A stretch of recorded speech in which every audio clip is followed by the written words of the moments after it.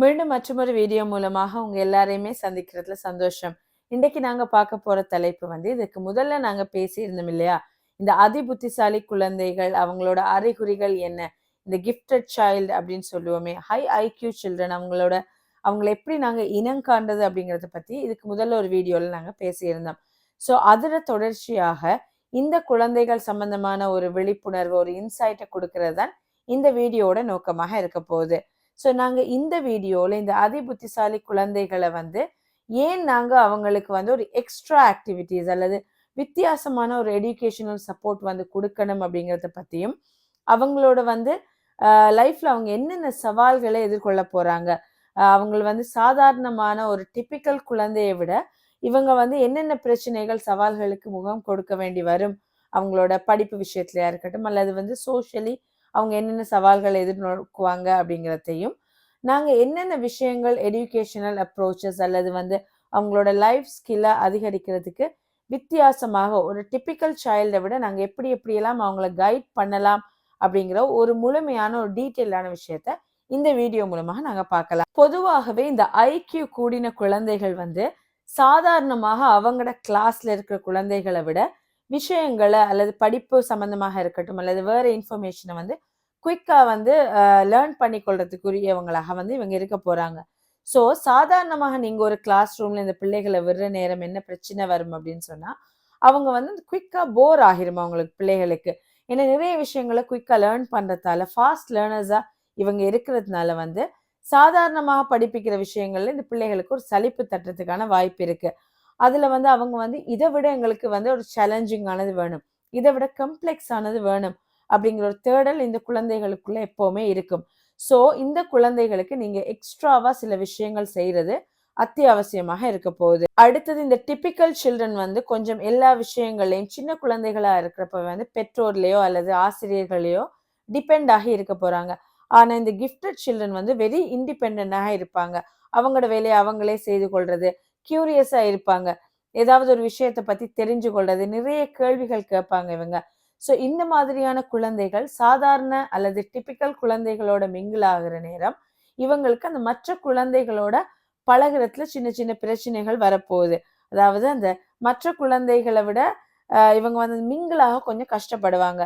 So இந்த காரணத்தாலேயும் இந்த குழந்தைகளுக்கு நாங்கள் வேற விஷயங்கள் வேற ஆக்டிவிட்டீஸ்ல அவங்கள செலுத்துறதுக்கான ஒரு தேவை அந்த இடத்துல உருவாகுது. அடுத்த முக்கியமான விஷயம் இந்த குழந்தைகளோட மற்ற குழந்தைகள் பழகும் போது ஒரு சின்ன ஒரு தயக்கம் ஒன்று ஏற்படும். நாமளும் நம்ம கிளாஸ்ல சொல்லுவோம் இல்லையா, அந்த படிப்ஸ் எல்லாம் இருக்காங்க அப்படின்னு சொல்லி.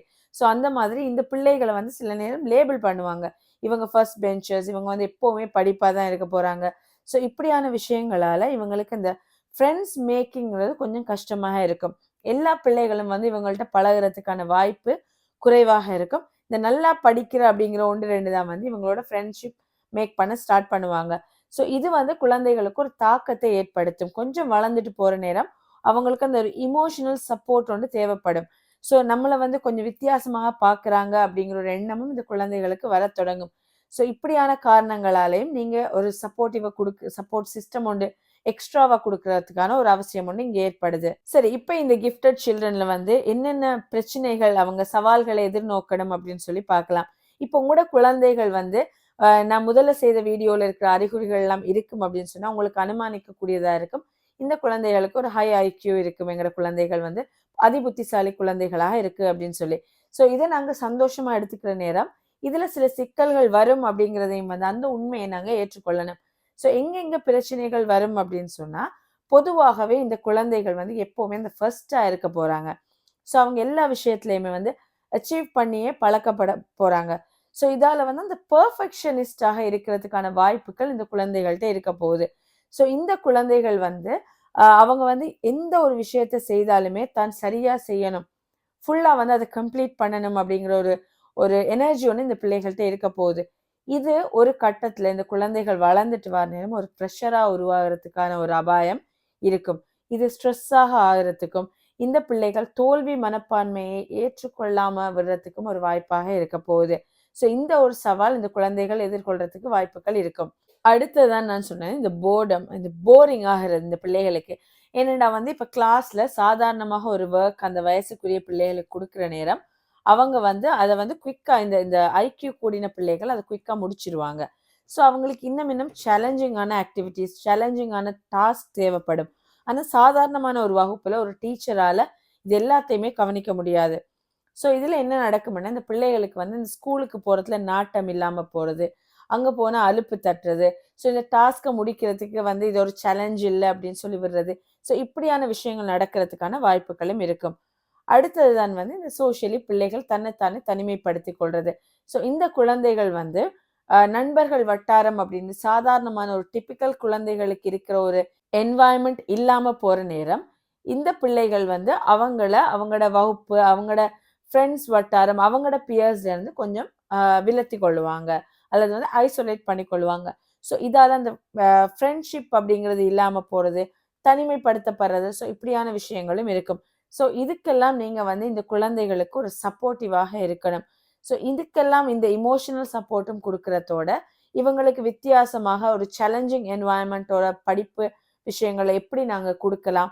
என்னென்ன டாஸ்க் எல்லாம் குடுக்கலாம்? எப்படி அவங்கள வந்து முன்னேற்றலாம் அப்படிங்கிறத பத்தி இந்த வீடியோல நாங்க தெளிவாக பார்க்கலாம். முதலாவது இந்த பிள்ளைகளுக்கு வெரி சேலஞ்சிங்கான இந்த பசில்ஸ வந்து நீங்க குடுக்குறது. இந்த சுடோகோ அல்லது இந்த குறுக்கெழுத்து போட்டிகள் இருக்கிறது, வேர்ட் சர்ச் இருக்கிறது. ஸோ இப்படியான பசில்ஸ் இந்த மாதிரியானத வந்து நீங்க வாங்கி குடுக்குறது அல்லது வந்து இப்படி ஆக்டிவிட்டீஸ நீங்க அந்த குழந்தைகளுக்கு ஊக்குவிக்கலாம். அப்படி இல்லன்னு சொன்னா இந்த ஜிக்ஸோஸ் வந்து சின்ன சின்ன பீசஸ் இருக்கிற மைன்யூட் பீசஸ் இருக்கிற ஜிக்ஸோஸ் இருக்கும் இல்லையா? பசில்ஸ் எல்லாம். ஸோ இதையெல்லாம் நீங்க இந்த குழந்தைகளுக்கு குடுக்குற நேரம், அவங்க ரொம்பவே அத சேலஞ்சிங்கா எடுப்பாங்க. ஸோ இந்த மூளை வந்து அதுக்கேத்த மாதிரி வேலை செய்ய தொடங்குற நேரம், சாதாரண ஆக்டிவிட்டீஸ்ல வர இந்த அலுப்பு தட்டுறதுன்னு இந்த பிள்ளைகளுக்கு இல்லாம போகுது. அதே நேரம் வந்து அவங்களோட அந்த மெமரி பவர், அவங்களோட அந்த ஆற்றல்கள், அவங்களோட காக்னிட்டிவ் டெவலப்மெண்ட் எல்லாம் இருக்கிறத விட இன்னமும் கூடுறதுக்கான வாய்ப்புகளும் இதுல இருக்க போகுது. மற்ற இந்த பிள்ளைகளுக்கு இந்த ப்ராப்ளம் சால்விங் ஸ்கில்ஸ்ங்கிறது இந்த குழந்தைகளுக்கு கூடவே இருக்க போகுது. இந்த ஐக்கியூ கூடின குழந்தைகளுக்கு. ஸோ நீங்க இவங்களுக்கு வந்து ஒரு ப்ராப்ளம் சால்வ் பண்ற மாதிரியான ஸ்போர்ட்ஸ்ல வந்து ஈடுபடுத்தலாம் இந்த குழந்தைகள. உதாரணமாக இந்த செஸ் வந்து இந்த பிள்ளைகளுக்கு நல்ல ஒரு கேமாக இருக்கும். ஸோ இது பிள்ளைகள் யோசிச்சு தான் இவங்க செய்யணும். ஒரு ஒரு ப்ராப்ளம சால்வ் பண்ணணும் இந்த செஸ் மாதிரியான கேம்ஸ்ல. ஸோ இப்படியான விளையாட்டுக்கள வந்து நீங்க எக்ஸ்ட்ரா கரிக்குலர் ஆக்டிவிட்டீஸா இந்த குழந்தைகள நீங்க அனுப்பலாம். ஸோ இந்த அவங்கள்ட்ட ஆல்ரெடி இருக்கிற ப்ராப்ளம் சால்விங் ஸ்கில் இம்ப்ரூவ் ஆகுறதோட, அந்த ஸ்கில் அவங்க அப்ளை பண்ணி, இந்த மாதிரியான குழந்தைகள் செஸ்ல எல்லாம் வந்து பெரிய அச்சீவ்மெண்ட் செய்யறதுக்கான வாய்ப்புகளும் இருக்கு. அடுத்ததுதான் இந்த ஐக்யூ கூடின, இன்டெலிஜென்ஸ் கூடின குழந்தைகளுக்கு வந்து கிரியேட்டிவ் திங்கிங்கும், இமேஜினேஷனும் கூட இருக்கும். நான் முதல்லயே சொல்லியிருப்பேன், இவங்க இமேஜினேட்டிவ் பிளே எல்லாம் சின்ன குழந்தைகளா இருக்கப்பவே நிறைய விளையாடுவாங்க அப்படின்னு சொல்லி. இது என்ன அர்த்தம்னா, இந்த பிள்ளைகளால கிரியேட்டிவாக திங்க் பண்ணக்கூடியதா இருக்கும். ஸோ இந்த பிள்ளைகள நீங்க வழி நடத்துறதுக்கு இன்னொன்று தான் வந்து, இந்த ஆர்ட்ஸ் கலைகள்ல வந்து நீங்க இந்த பிள்ளைகள உருவாக்கி விடுறது. அது இசையாக இருக்கட்டும், டான்ஸாக இருக்கட்டும், அப்படி இல்லன்னு சொன்னா, அ வேற எல்லா விதமான பெயிண்டிங், எழுத்தாற்றல், கவிதைகள் எழுதுறது.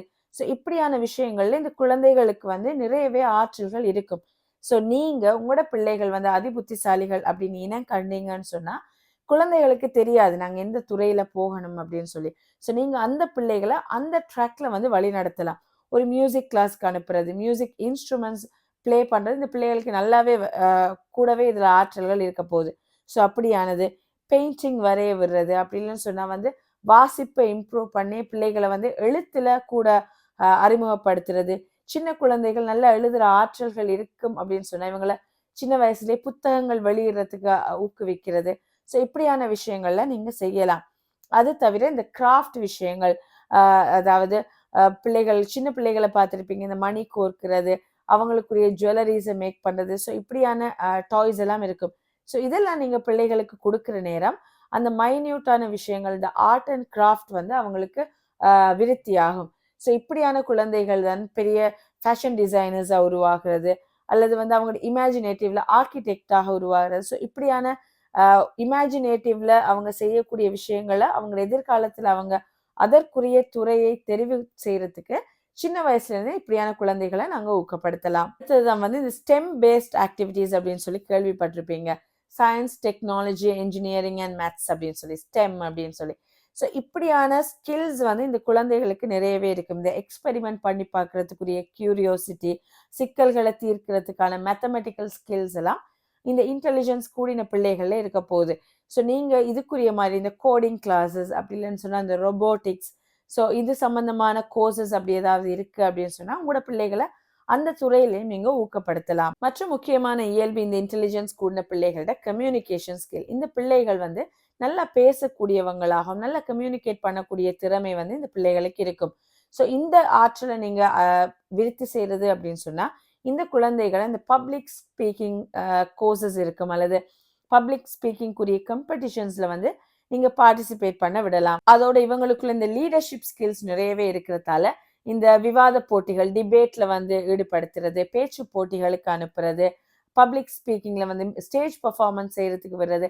ஸோ இப்படி துறைகள்ல நீங்க முன்னேற்ற நேரம் அல்லது இப்படி துறைகளை நீங்க தெரிவு செய்து அதுக்கு அவங்கள வந்து ஊக்கப்படுத்துற நேரம் அதுல இவங்க பெரிய ஆளா வாரத்துக்கான வாய்ப்புகளும் நிறைய இருக்க போகுது. இந்த இன்டெலிஜென்ட் கூடின குழந்தைகளோட இன்னொரு இயல்பு தான் வந்து அவங்க வந்து ஒரு சூழலுக்கு எக்ஸ்போஸ் ஆகுற நேரம், வித்தியாசமான இடங்களுக்கு அவங்கள நீங்க எக்ஸ்போஸ் ஆக்குற நேரம் அங்க இருக்க இன்ஃபர்மேஷனை வந்து இவங்களோட புலன்களால எடுத்துக்கொள்ளுவாங்க. கண்களால பாக்குறதால வந்து மூளையில வந்து ரெக்கார்ட் பண்றது. ஸோ இப்படியான விஷயங்கள் இருக்கும். ஸோ இந்த குழந்தைகளை நீங்க நிறைய இடங்களுக்கு கூட்டிக் கொண்டு போகலாம். ஜூ, கார்டன், பிளான்ட்ஸ் இருக்கிற இடங்கள். ஸோ இப்படியான இடங்களுக்கு நீங்க இந்த குழந்தைகளை கூட்டிக் கொண்டு போற நேரம் அதுல இருந்து நிறைய இன்ஃபர்மேஷனை இந்த பிள்ளைகள் ப்ராசஸ் பண்ணி கொள்ளுவாங்க. ஸோ இது மூலமாகவும் அவங்களோட அறிவு விருத்தியை நாங்க இன்னுமே அதிகரிச்சு கொள்ளலாம். ஸோ இந்த ஆக்டிவிட்டிஸ் எல்லாம் வந்து நீங்க உங்களோட குழந்தைகளுக்கு கற்றுத்தரது மூலமாக உங்களோட அதி புத்திசாலி குழந்தைகள் இந்த போரிங் அப்படிங்கிறதுல இருந்து வெளியாகி அவங்களுக்குரிய துறையை அவங்க தெரிவு செய்து கொண்டு இன்னும் அதுல முன்னேறதுக்கான வழிகள் இருக்க போகுது.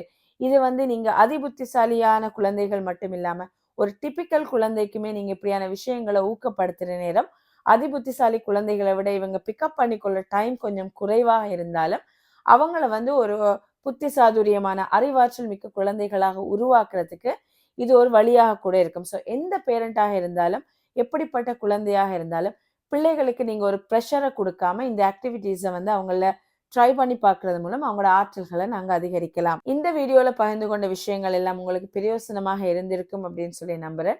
மீண்டும் மற்றொரு வீடியோ மூலமாக மீண்டும் மற்றொரு பயனுள்ள தலைப்போட உங்க எல்லாரையுமே சந்திக்கிற வரைக்கும் உங்களிடமிருந்து விடை பெறுகிறேன். நன்றி.